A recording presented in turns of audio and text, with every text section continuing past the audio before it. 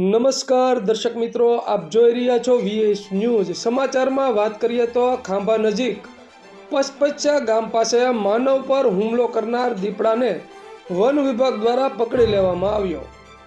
થોડા દિવસો પહેલા ખાંભા પાસે આવેલ પચપચ્યા ગામ પાસે એક દીપડા દ્વારા માનવ પર હુમલો થયો હતો, જેની જાણ વન વિભાગને કરવામાં આવતા વન વિભાગના DCF રાજદીપસિંહ ઝાલાની સૂચના અન્વયે RFO લકુમ તેમજ રેસ્ક્યુ સ્ટાફ દ્વારા 4 થી વધારે પાંજરા ગોઠવીને ખૂબ જ જહેમત બાદ આ દીપડાને પકડી પાડવામાં સફળતા મેળવી હતી। દીપડાને પકડીને તરત જ વન વિભાગના એનિમલ કેર ખાતે ખસેડવામાં આવ્યો હતો। તો આવા અવનવા સમાચારો જોવા માટે જોતા રહો VS ન્યૂઝ।